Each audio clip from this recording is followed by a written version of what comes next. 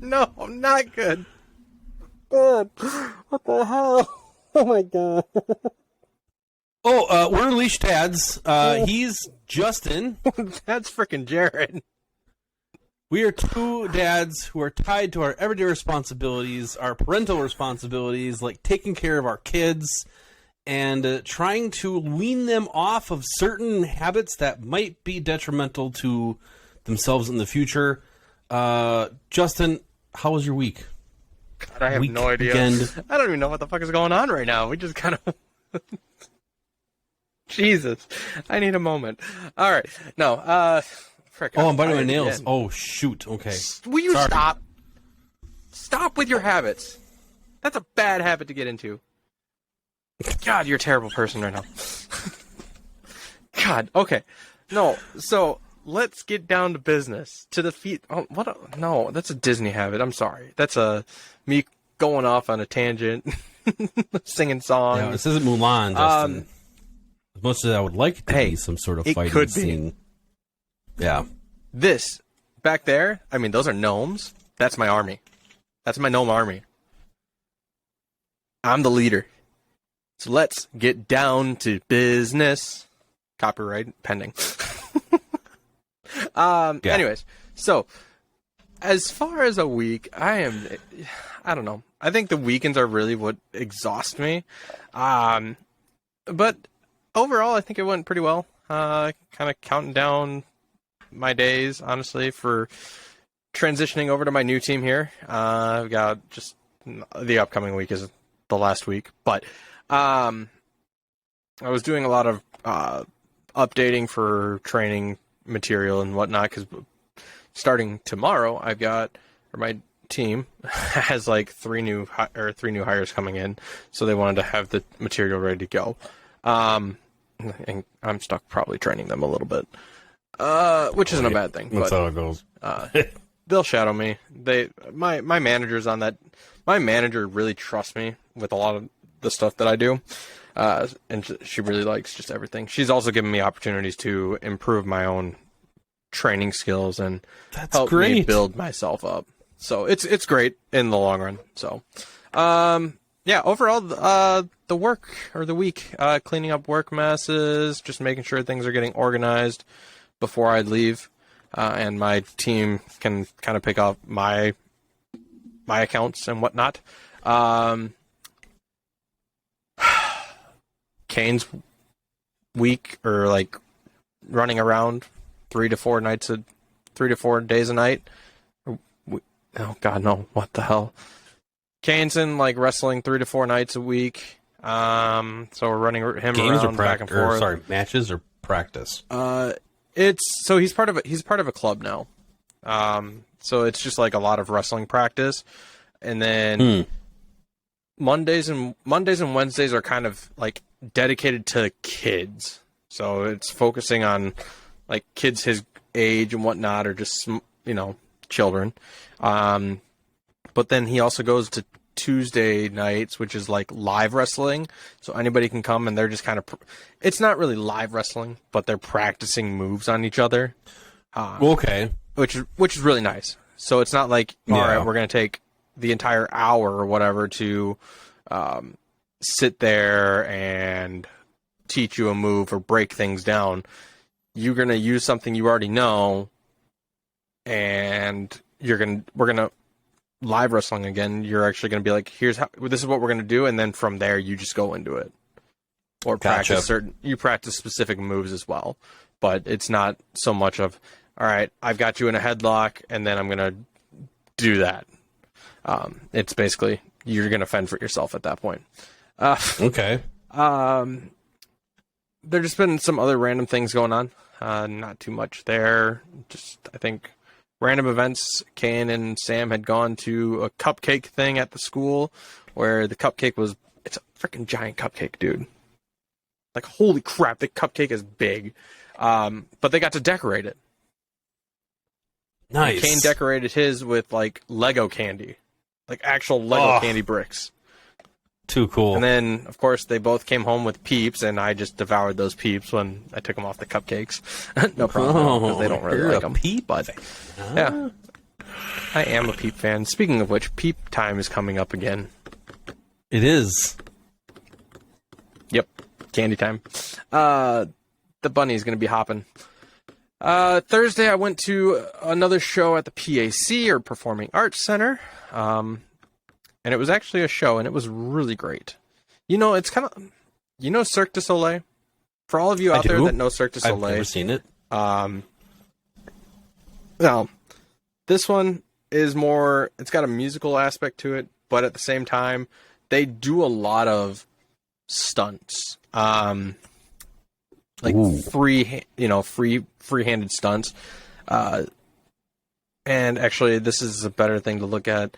There was a pre-show there before the actual show started, and the pre-show was kind of just like a business that was within our community that does some things through like hoops and everything. I don't remember what it's necessarily called, but they do little tricks where they balance themselves on a hoop that's hanging in the air, and then you're just doing different positions basically. This animal farm, Cirque du Animal Farm or whatever, because they're a French or like a Quebec group. French Canadian. They're French Canadian, yes. They are French Canadian. They were doing their show. And they do some crazy things. I bet. The last thing they did, they pulled out a riding bull, a mechanical riding bull. Okay. And they were doing I think they did a flip. They did some of them did flips. They ended up having two people on the mechanical riding bull at once, and they're not going really fast or anything like that. It's still going at a reasonable speed for them to do their tricks. But at one point, they had two people on it, and I'm talking one person in the back, one person in front of them, and then all of a sudden, the other person gets on top of the other person's shoulders. It's crazy. And they're dangerous. Balancing, mind you. It is dangerous, but they are balancing on that mechanical bull as it's still going back and forth. Wow. Holy balls. And then they also did a balancing beam. Yeah, right. They also had a balancing beam too, or how when you go up and down, one goes up, the other one goes down. They were jumping on that and getting momentum, and they started doing flips onto a tire. Chase. Yeah, it was crazy. But and then finally, I actually the kids are going outside again to play, which is nice as the weather is finally getting there. But then tonight we ended up going out to Sangria's, a Mexican restaurant, just for a little bit. So it was a good time out. Finally, I needed to get out of the house and figured may as well take the children and bring Sam along too. So overall, the week is pretty solid. Hopefully, it's gonna get better next week, but we'll see. How about you? Sidebar. We started off crazy already. So yeah. Sidebar. What is your go-to no sidebar dish at a Mexican restaurant? Mexican food restaurant. Quesadillas or tacos? Quesadillas. That's a solid answer. Yes. Chicken quesadilla. Yeah. And sadly, if I'll go a little more into detail on that. Chicken quesadillas. It's grilled chicken, but it's just the chicken and cheese. I'm not a whole put the guacamole in or other things into the quesadilla at all. Yeah. No. I think we discussed that in a previous episode, but yeah, no, it's chicken and cheese still slaps. I mean, come on. It's still delicious. Oh, yeah. It's better than my homemade chicken quesadillas, honestly. Well, just because it's the way they make it versus how I make it. Right. Exactly. Even though it costs something, it still tastes good when they make it. It's like a specialty of theirs. Yeah. And yours? What's yours? No, since we're on the sidebar. Yeah, enchiladas. Chicken enchiladas. I was actually going to make a smoothie before. Enchiladas. Because Can never chicken get into 'em. enchiladas. Otherwise, those gigantic burritos usually I get, and it's always chicken. I always eat chicken Mexican dishes for some reason. I don't know, but when I make it at home, it's always beef. So put that in your brain and try to think that out. Okay, so if you went to Taco Bell then, would it still be chicken? I usually always get a chicken burrito. Or yes. would it be the beef? No, Okay. I usually always get a chicken burrito. Because I'm like, if you go to Taco Bell, to me, Taco Bell is kind of a pseudo Mexican food. Oh no, for sure. But if we're talking TB, then definitely a chicken burrito with a cheesy gordita crunch, which is obviously beef. So, even the chalupas, I get chicken. God, it makes me miss Whitewater a little bit. Yeah. Speaking of TB, sidebar. It makes me miss Whitewater. Yes, drinking a lot of soda and water, and going to Taco Bell Saturday and Friday nights, and having steak flatbreads. Those are the shit. Those were the shit. And so I heard they don't have them anymore. Online that I don't know if you were a fan of the Volcano menu back in the Dizzy, but they're bringing it back this summer. And when I heard that, because I've been wanting the Volcano burrito back for years, because that was my favorite. That's what got me started on Taco Bell. Really? Volcano burritos. Yeah, just the tacos. Tacos were the thing that got me. Actually, correction, it was the cinnamon twists. Ooh, yeah. I just wanted the cinnamon twist for all I care. That was a great dessert item. Still is a great dessert item. Hell yeah, with some ice cream? Come on, no? Nah, just never did ice cream. Oh, there go my dogs. Carry us through your week. Go. My week was boring. I did a lot of work stuff. Just monotonous, mind-numbing work. So it was a great week.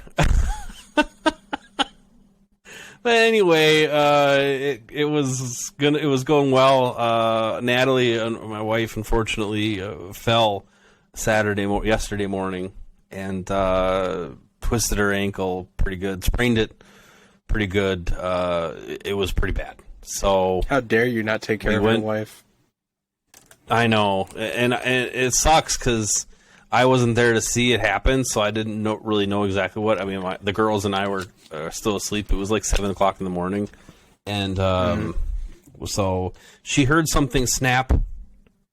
Immediately, I said, "Okay, well, let's get some grandparents over here, and we'll go to the urgent care since it was open at that time when we decided to go." So, yeah, everything's that's a good everything's call. okay. Not She letting just had a really nasty sprain.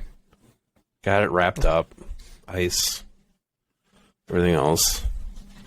So she's in some pain, unfortunately. So I was on duty all weekend, which is okay. She was on duty when I had my little operation a month or so ago. Helped my mom with some car troubles yesterday as well. Yesterday afternoon, the in-laws came up, hung out, and it was your run-of-the-mill weekend, I guess. I don't know, nothing spectacular.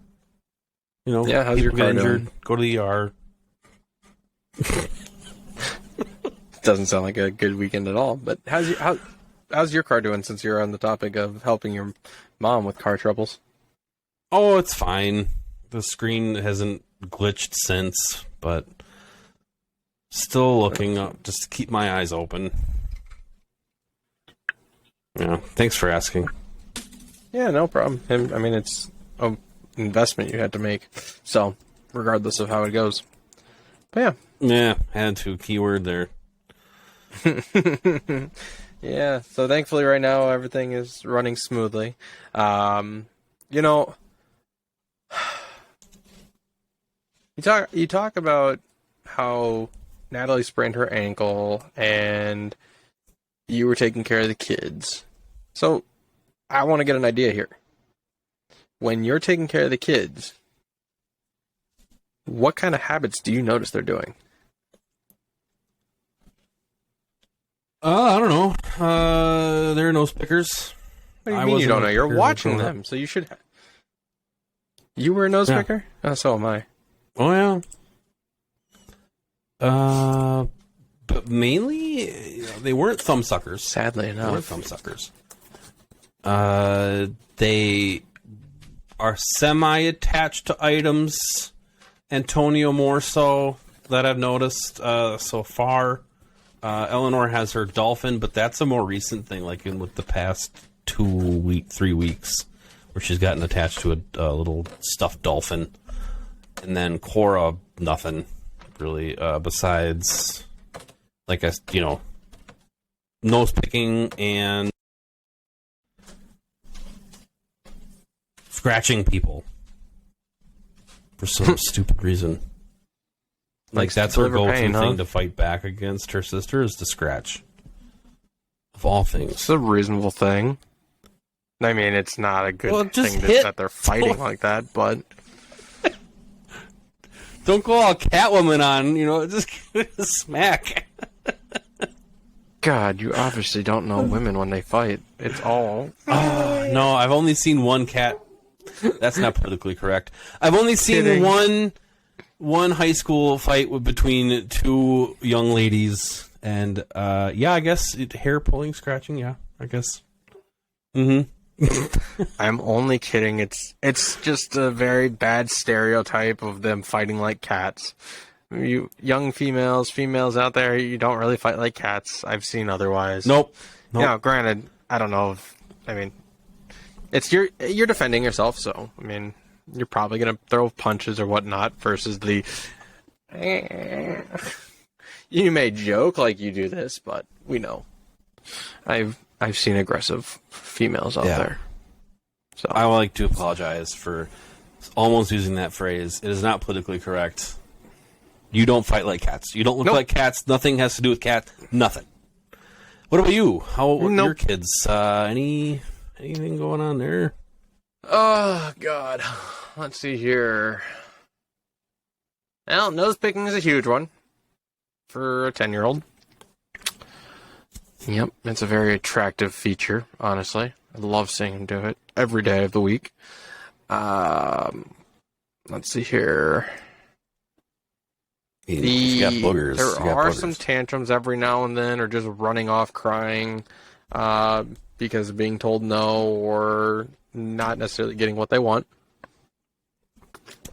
Nico is attached to his blankets. Nico is very attached to blankets. He's like Linus. And by that, I mean, oh no, this is terrible. You know how normally when a child has a blanket, it can correlate with the thumb sucking? I guess this is kind of a blessing. He's attached to the blanket, but the blanket goes in the mouth. So he's a that blanket starts smelling like mouth. He is a blanket sucker, and it has to. The thing is too with the blankets, they're very fuzzy, or like I won't call them plushy because they're not really plush, but they're very they're fleece blankets. That's what they are. Oh, so any kind of fleece blanket that you get is just like very like a throw. He'd have a mouth full of fuzz. They can even be, yeah, essentially. But who knows? I haven't seen him choke on anything, so far so good. Cough up a blanket ball. That's terrible. But it's so true. I'm kind of waiting for it to happen. I am really waiting for that to happen one of these days. I mean, really, nail biting is a huge one too. Actually, that I've seen. Or actually, I don't see it, but yet I do see it in a way, because when our children's nails get a little long, it's like, okay, time to clip them, right? Well, every time I'm ready, I clip, like, Sam and I will clip Arlo, we'll clip Nico's nails. Can't clip Kane's nails. He bites them off. Already clipped. In a bad way. So, Honestly though, it can be hard. These habits the item attachment habit is going to be easy to break. Because once Nico goes to school, blankets are gone. Yeah. You can't have a blanket at school. So that habit will hopefully be kicked. Oof. Yeah. Poor guy. But it'll be something. Yeah. Nose picking, that's a hard habit to kick no matter what age you are. Like Sam and I tell Kane, stop picking your nose, it's disgusting. I catch myself doing it, I'm like, God damn it. I just picked my nose. Too late now. It's just like one of those boogers. Now hold on though. All right. I will never call this a habit because it's a necessity for infants. The parent picking the infant's nose. I wonder if that's where it might start from. But that's where you think it starts from? It's a necessity. I never thought of it that way. I mean, you go, okay, well, my nose has got some dried boogers in it or something. I got to get it out, but I don't know how to necessarily blow my nose yet. So you sit there picking your nose to get it out. Or maybe the booger sucker thing too. No, I wouldn't call it. No, we use the booger sucker. I don't think that necessarily is what causes it. But yeah, I know. I get it. You get the feeling of something going up your nose to clear out the boogers or whatnot.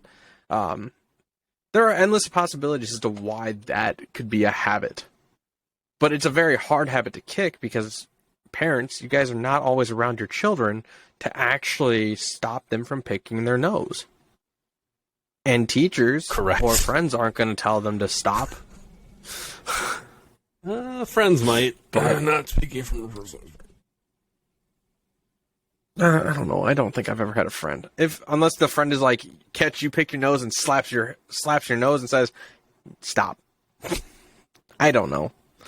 But, no, so nose picking, very hard habit to kick, especially even as an adult today. Some adults still do it. And yet we still call us hypocrite. That's fine. You can call me a hypocrite for telling my son to stop, but we're still trying to better him to understand that. Yeah, who really wants to watch you pick your nose? Right, and it can be dangerous. Speaking from experience, where you accidentally scratch part of the inside of your nose, which develops a scar, which causes nosebleeds throughout the rest of your life, unless you get it cauterized. Then, yeah. But yeah, it's not good. It's definitely it might be nice every once in a while to get a stubborn ass booger out of your nose, but just for God's sakes, be careful. Just say that's why you don't want your kids to do it because they could scratch the inside of their nose. Yeah. Yeah. So.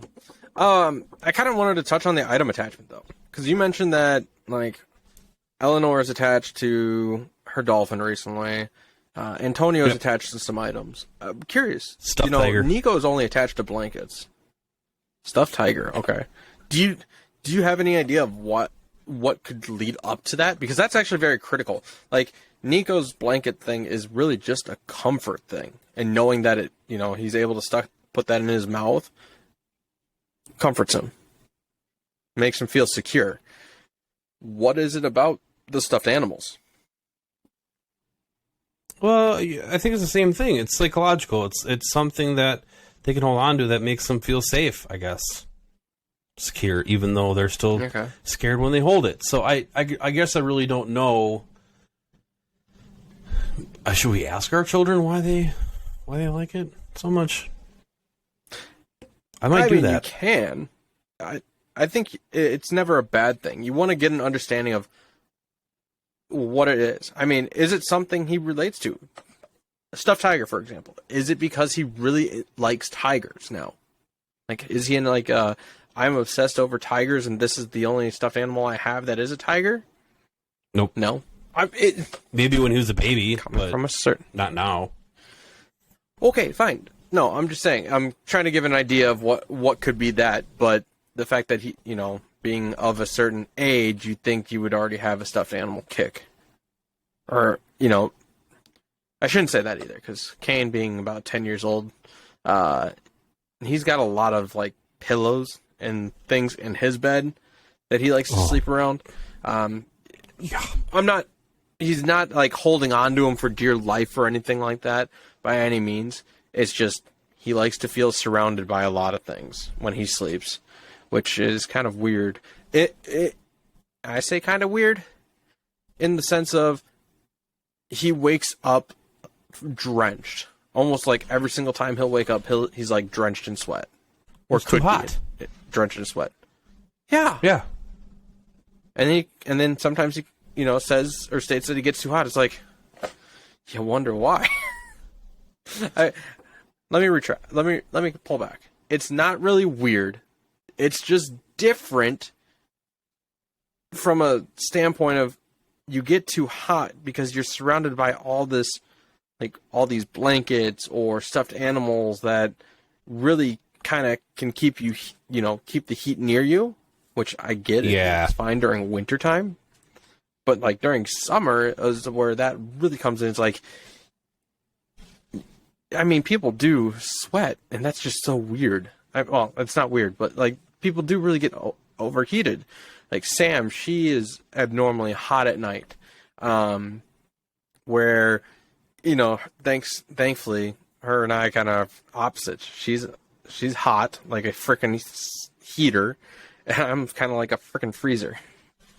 So we kind of just like when we cuddle, you know. But I'm bigger, like, right? I've got a little more fat to me, so you think I would be okay? Yeah, no, it doesn't work that way. You're trying to get, guys. You're trying to get her little heat it doesn't to warm you up. It's just like it works. It works. Does it? The worst thing is, yes, it does.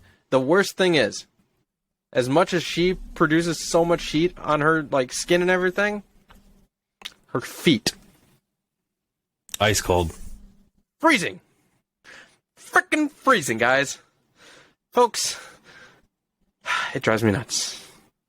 She uses my legs to warm her feet up. And I hate it. Because I'm like, I finally got warm and now you're making me cold again. Ugh. But item attachment. Yeah, so I don't know. It doesn't hurt to ask your kids why. You may, depending on their age, you may not get a very good answer, or just, you know, because they may not have a reason as to why they do it. Like Nico, I don't know why he actually got into the habit of putting blankets in his mouth. Besides the fact that it's probably from observation, it's a comfort thing. What he should already feel secure. Maybe he's just more secure in that sense. As far as like holding onto a stuffed animal at a certain age, cuddling that stuffed animal, ask him. It doesn't hurt. You want to get an understanding. I'm not going to say it's a bad thing, but sometimes the habits do need to break.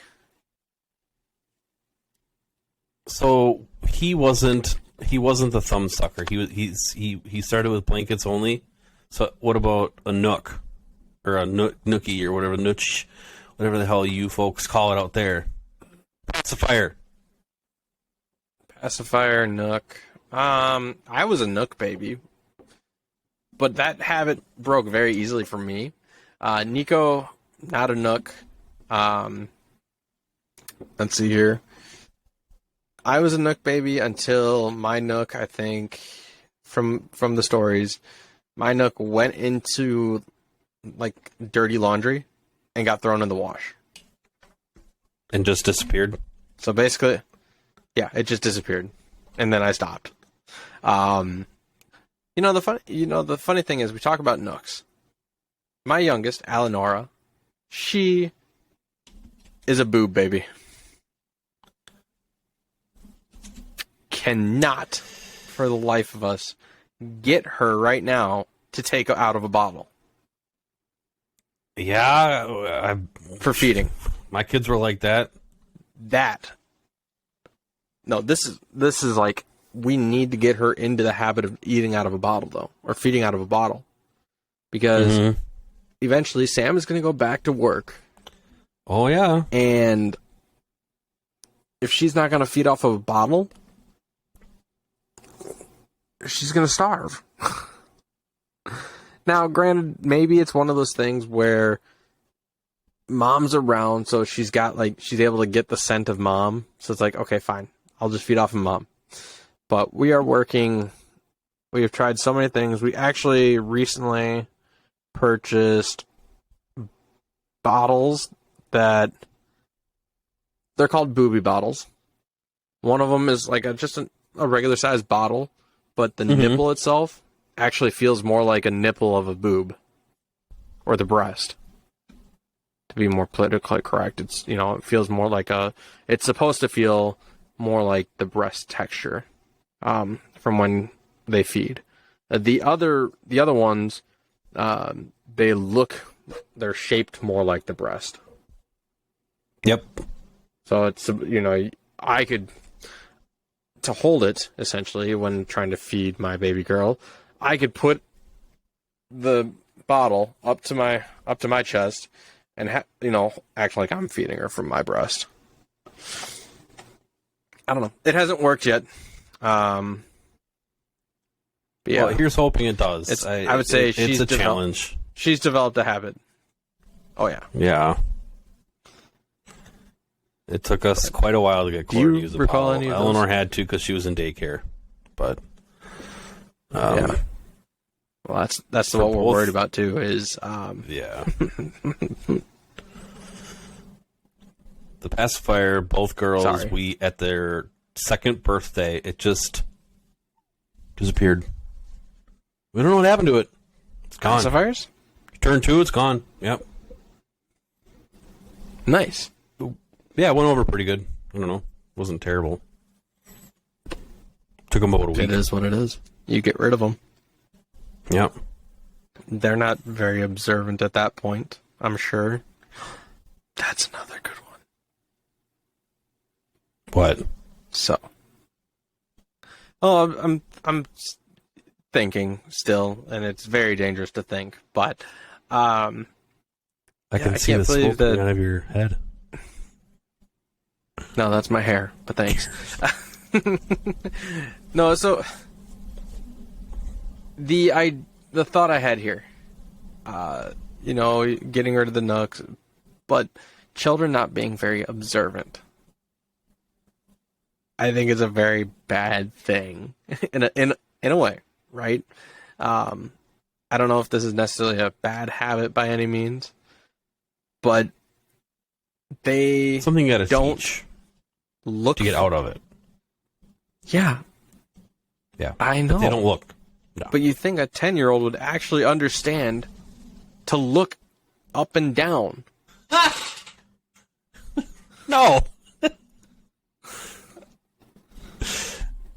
So, I understand your frustration, and I think, and I was definitely a kid who didn't look at all. I mean, if it was right in front of my freaking face, I couldn't see it. But yeah, that's like I was trying to allude to. Yeah, what I was trying to allude to is you got to kind of interrupt their thought process as they're looking for something and kind of teach them to really observe their surroundings, which I was never...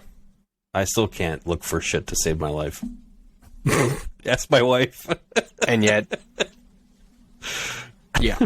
Like, I get it. Sometimes we have those moments where we, may look over, like, you may go through a drawer trying to find something, and you'll shuffle past it by accident, or somehow you overlook it, just because you're looking for it, and then it's like, nope. You're just kind of, you think it's there, and it's where you left it, but yet you don't find it because you somehow shuffle past it again.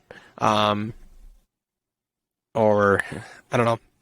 It can be frustrating though. Like I get the habit where they start looking for something, for example, a tablet or their like shoes. It's like if you would put them where they belong, you wouldn't have to worry. Right. That's the big thing is you know where exactly these things need to go when they're not being used. Like a tablet, fine. You want to leave that laying around, just don't leave it on the floor. That's a bad thing. But that's a sidebar. I don't want to go down that rabbit hole, as we are really here to talk about habits. I think an observation thing, being like, okay, where is this, and developing the habit of relying on your parents or somebody else to very true. look for it for you is terrible. Because I should not be responsible for where you placed it last. And I tell them this. I tell my kids, I don't know. I'm not responsible for where you placed it. It's not my toy. Where's my toy? Well, that's why it's called your toy, because it's yours, not mine. If it were my toy, you'd ask for, well, Daddy, where's your? No, don't. Nope. Yep. Tantrums. Or have you seen this? Yeah. Tantrums? Ooh, Yeah. Oh, God. Ooh. I had a bad... weakness. Why do you say they're, like, your weakness? Do you cave to when they throw tantrums? No, it's a trigger. It's an anger, frustration trigger. I'm kind of in there. I will share my experience. What is yours? So really, tantrums do kind of anger or can create that anger. So I'm with you there. I know kind of how you feel about that, because you really don't. It's really uncalled for, right? And then you start feeding off of it because you want them to stop. So you kind of just forget that you as a parent need to handle it differently. And remember, they're throwing this tantrum because something wasn't going right for them. And they're still in that mindset of the world revolves around them. At least that's how I feel. So, like Arlo, for example, he really kind of has a tantrum here and there when he... I won't really call it a tantrum, but he goes through you may call it a tantrum, you may not, but he likes to kind of walk off and be very dramatic, I guess, and start crying. It's not like he's going to the ground, throwing himself to the ground, rolling around, throwing his fist into the floor or anything. He just, when you tell him no for something, and he really doesn't like that, he'll walk off and start crying. So it's a form of like tantrum. I said, you can call it a tantrum. It's a form of tantrum, yes. He's getting rid of his issues in a way. So, yeah. But tell us more about your tantrum, or why it's more of a trigger for you. They're girls, so I don't know if that makes it worse. It has happened in stores, not to the point where it's your cartoon version of the tantrum on the floor pounding in. Oh no, it's more of a screaming, crying, not getting their way type thing. And it's embarrassing, to say the least.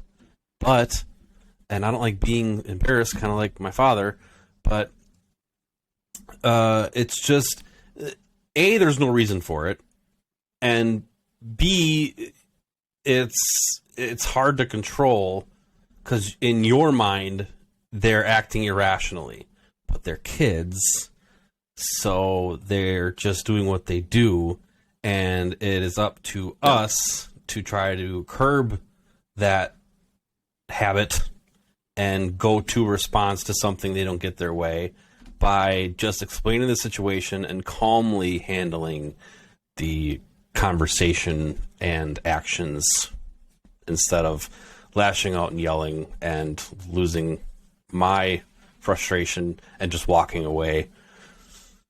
It's very, very difficult to do. And I'm working on it, folks. I do not hit my kids, no. But, as to get to the point where I do need to walk away. Because I just need to breathe. So, I threw my own tantrums. Walking away. I don't call it throwing a tantrum. I call it being smart, and instead of yelling at your kids or talking at them, you are trying to calm yourself down before you do any of that. Not saying you would ever hit your children. Like you said, you don't hit them. So kudos to you. And I'm actually glad you addressed that too, because we look at it this way. Tantrums, right? It's the child being, we see it, and we opinionated. We may view it as a child doing something irrationally, because we told them no. Mm-hmm. They don't like that, right? But they don't understand the reason as to why it's a no.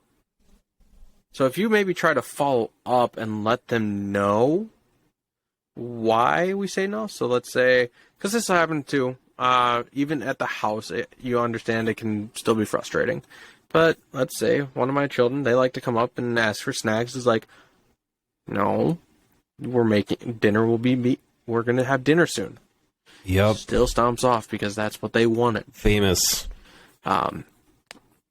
Even after you try to explain it to them, it's like, no, and then the big issue is they come back and try it again. You go, great. We just had this. Don't you love that? We told you no already. No. We are making dinner, or dinner will be ready soon. So, yeah, tantrums, they're a whole nother beast. Sometimes I feel like, just because you got to remember that you yourself as a parent have to keep a level head, and try to talk the child down, or just let the tantrum kind of calm themselves down at that point. Because if you maybe sometimes try to talk to them, it's only going to make it worse. It doesn't matter if you're trying to do it calmly. Somewhere along the way, you might get triggered.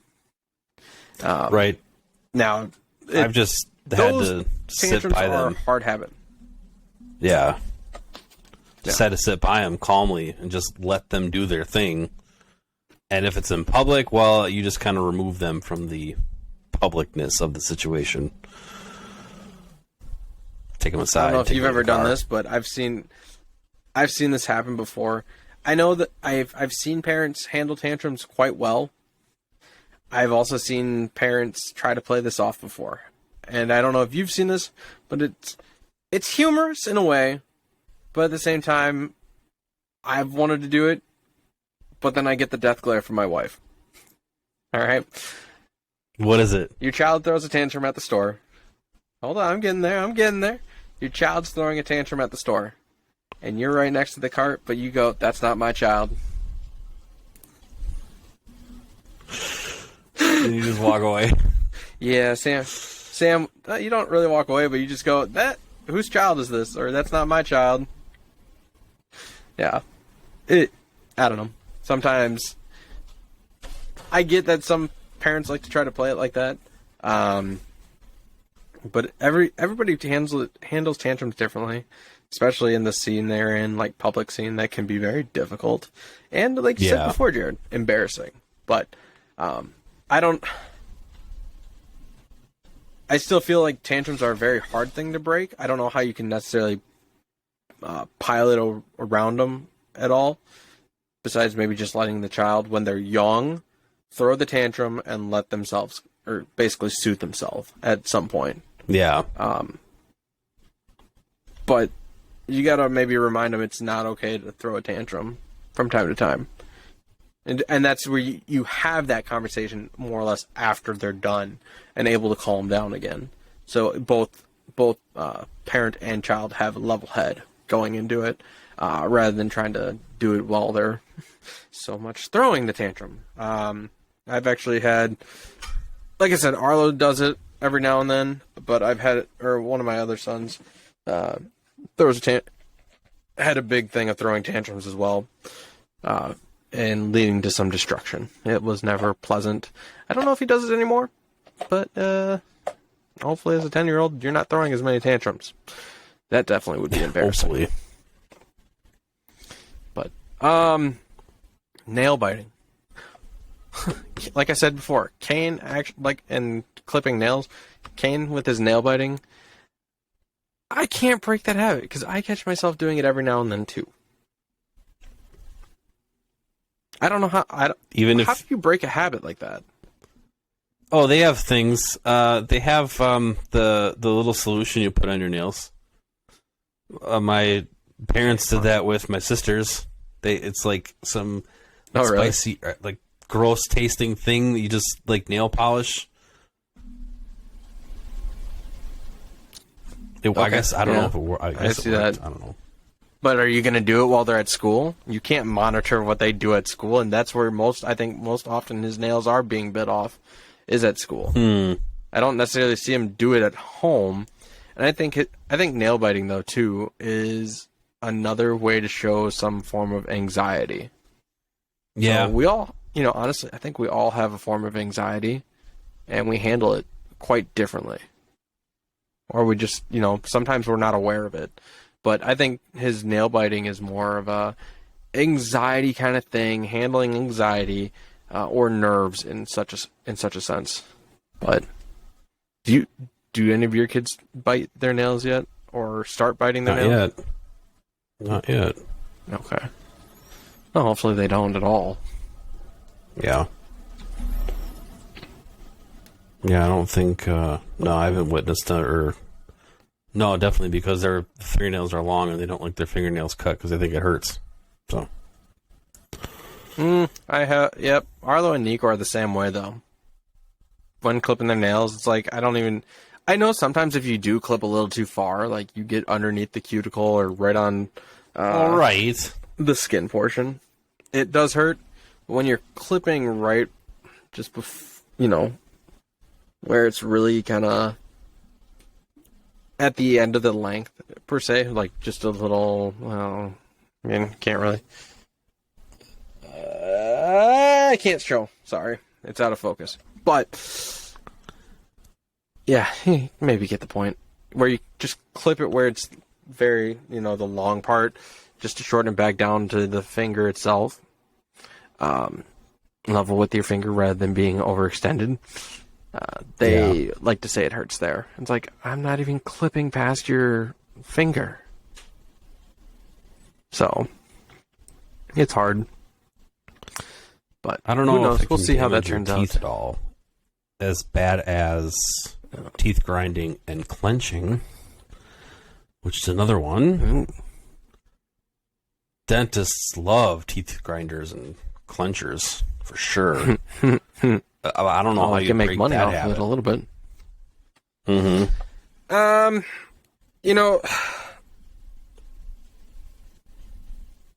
don't know.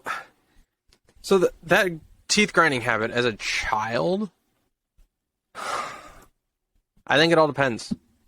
Are they doing it while they're awake, and can you catch them? Right. But it's very hard to do when they're asleep. I do too. Yeah, I mean, the only mouth guards. My dentist has told me that Yep, exactly. Or if you have like some sort of retainer or something, just to prevent you from grinding your teeth. But the thing that it is with adults and teeth grinding is, I think they believe it's like somewhat of a stress situation. But then I sit here and go, I don't feel stressed, or I don't think I'm stressed. Like, I'm not trying to deny that I'm stressed. I just don't know what I'd be stressed out about. That I'd be so stressed out and have to grind my teeth to basically counter that. In your sleep? Last week I was a little stressed. Yeah, in my sleep. I do it in my sleep. I haven't worn a mouth guard or anything because I haven't. It's got to be. Yeah. But, I mean, that kind of is over. My teeth grinding is not as much of a concern at night compared to my snoring. Like, I don't think... yeah. I still don't think I snore too much, but I think it's starting to hit me because I think I'm also more and more tired as we continue to talk about that. Due to the fact that I wake up in the morning and I'm still kind of exhausted. So I need to get that taken care of. But teeth grinding is a huge thing. It's a very hard habit to fight because you can't always be there. Again, I think a lot of these habits can be hard to kick, especially when you're not around, especially the ones that deal with nighttime. Like the teeth grinding, you can't just be like, Nico, wake up. Stop grinding your teeth. I mean, even if you put a mouth guard in the child or put a mouth guard in, you're still probably going to do it. There are preventative measures, yes. But I think with the nail biting and hurting your teeth, yes. You know, biting your nails can hurt your teeth. By, you know, maybe flattening the incisors or the sharper teeth. To, you know, flattening them down a little bit, dulling them out. Let's see. I think we got time for maybe one or two more. What do you think? Wetting the bed? Wetting hole. I haven't.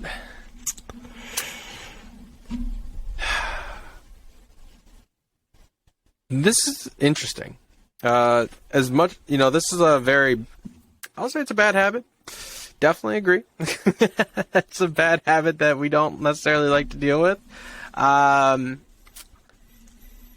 Do you think it's sometimes to prevent this habit? Like, let's go this way. How do you feel it's best to prevent this habit?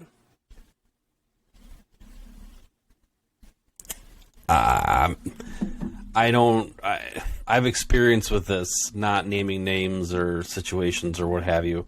I've experience with it, and nothing frickin' worked. Just kind of grew out. So, and it wasn't me. It's not me. Again, it's somebody I know, but nothing seemed to work. Except maybe cutting off liquids, but even then, like cutting off liquids at around like 7 or 6 or something. Okay. But again, that didn't work. So I don't know. What do you think? Have you had any experience with this? I've got plenty of experience with it. Honestly, it does make it can be frustrating when you find out that somebody does wet the bed. Because now, yes, as much as they don't mean to do it, because they're, you know, either deep in sleep or something happens where they just are a little too late. And I've got a funny story about it. This isn't really about wetting the bed, but it does have some relation of, you know, not necessarily wetting the bed, but something else. So it can be frustrating wetting the bed when a child is potty trained. And I'm talking fully potty trained. They should know that they need to get up when they have that sense, like their bladder is full. You know, they need to get up and go to the bathroom. But they don't. It can be frustrating. And then they come up with maybe some sort of excuse like, oh, I didn't know. Hey, you kind of know. You kind of know. I get it. Sometimes we do have mistakes where it just randomly comes. Maybe you're caught in a dream or something like that, and you think you're in the bathroom. I've had that before, too, actually. It wasn't necessarily wetting the bed. It was wetting the couch. One of the children were sleeping on the couch, and they had woke up in the morning, and they came up to us and told us. But they said they were having a dream, and they thought they had made it to the bathroom. But it was a dream, so they weren't necessarily in the bathroom. They were on the couch, and they wet themselves.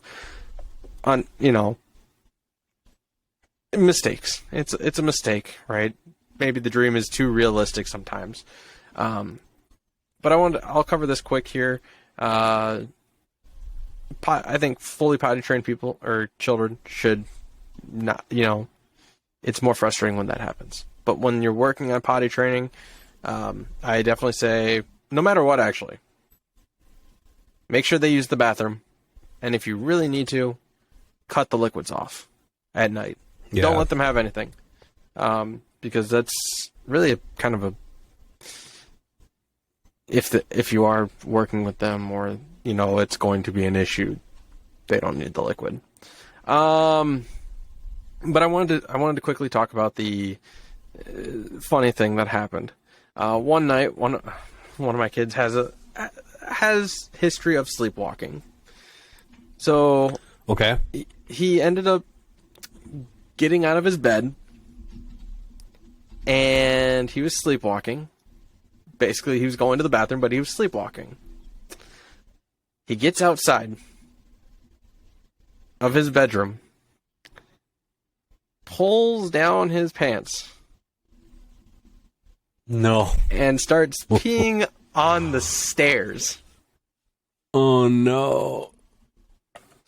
Oh, God, it was hilarious. It's like, what's going on? He's not even conscious. He's just like, he thinks he's in the bathroom. But instead, he's peeing on the basement stairs and the gate of the basement stairs. Wow. Just like, what happened? Like I said, to me, it was a funny story because I had caught him doing it too. I'm like, huh. But his mom has also had the habit of sleepwalking too. Really? I haven't seen her do it recently. So yeah, it runs in her family a little bit. But it was just kind of one of the things. He didn't necessarily wet the bed, but he didn't make it to the bathroom and he peed all over. At least he didn't pee his pants. Yeah. So right. Yeah. It was just funny and weird at the same time. But overall, these habits, guys, honestly, for parents out there, if you notice habits, yeah, they're going to happen. I think some of them are more difficult to basically break. Again, teeth biting, the teeth grinding, the nail biting, those can be hard to break. Even the nose picking, because you're not always around to tell them to stop or correct them on it. Item attachments. That can be easier because you're able to just take it away from them. Mm-hmm. Or somehow you can make it go bye-bye. Lose it. Yeah. Thumb sucking, I think, can be very easy to break as well. As Jared pointed out, even the nail biting and thumb sucking kind of go hand in hand in a way. You can put things on their fingers. Now, if they're doing it at school, a little difficult. Or if they're not home, it can be difficult. But while they're home and you notice it and you really want to put it a stop, you can find something that's just very distasteful to them. And then they're going to make sure, do something of the nature like, it doesn't taste good anymore. So, yeah. I think overall, those are some very interesting bad habits. I would love to next time go over maybe some good habits that we can get, that children should get involved in or do, develop at a certain age. It'd be very interesting to do a flip side. But this is more focused on some of those unhealthy habits, I'm going to call them, rather than bad habits, but it's unhealthy habits for a child to develop. So, Jared, what are your thoughts? Anything else? Just be patient with your kids on their habits.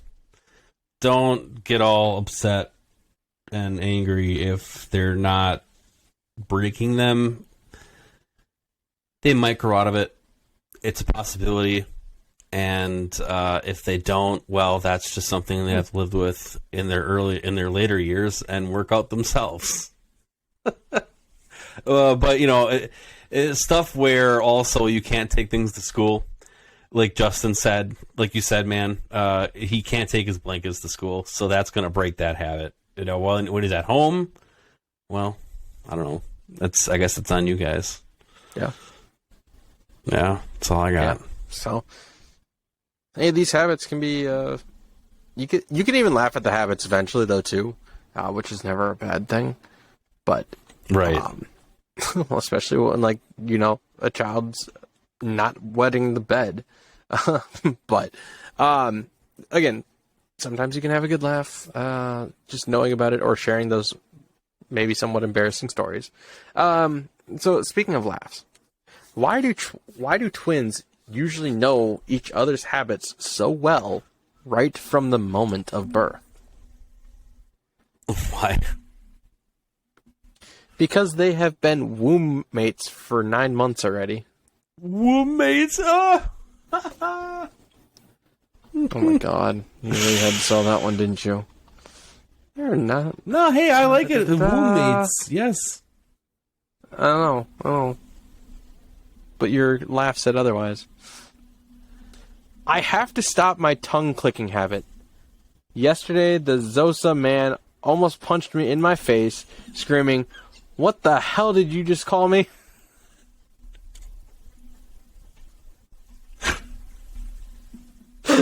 I can just see that in my head now. You're just... What did you just What? say? Hey, I was just doing my habit that I had since my childhood. Oh, man. That was good. My daughter... Yeah, that was a good one, too. My daughter has a habit of checking for letters before coming home. How many letters are there in the letterbox today? Dad, I'm sick of you always telling me there are 9 letters. I don't quite understand that one. But that could just be because I'm bald. No, I don't think so. I don't think it's all about letterbox. Letterbox is 9. Letterbox 9? Litterbox? Yes. No, letter. LETTERBOX. Oh, 9 letters. Okay. Yep. I always believed that we all have the habit of licking knives clean after we are done with them. My surgeon friends would disagree. Yeah. Oh God. Nope. I still like Doc, that. come here and lick still the like that. scalpel, would you? I still like that tongue or clicking tongue one. Here, last one for the night, guys, and then we'll part ways. My friend, or not my friend. Wow, that's a way to start it already. My fridge has an annoying habit to make noise if I leave it open too long. I wish it would just chill. I wish it would run away. Don't be an idiot, guys. Come on. If you're leaving your fridge open too long, it's telling you to close it. But hey, I get it. So, hey, that'll do it for the jokes. Hopefully you guys actually understand that letter joke a little bit more than Jared and I, you being blonde and bald. You know, we are idiots sometimes. We're the blonde and the bald children. But hopefully you enjoy. Hopefully you take some good things away from this unhealthy habit episode of Leashed Dads. You know, I'll say this. Thank you very much for stopping by. Jared, thank you for being an amazing constant co-host. You can always find us here on Facebook, YouTube, Spotify, Google, and Apple Podcast. And without further ado, again, very much thanks, and we will see you next time.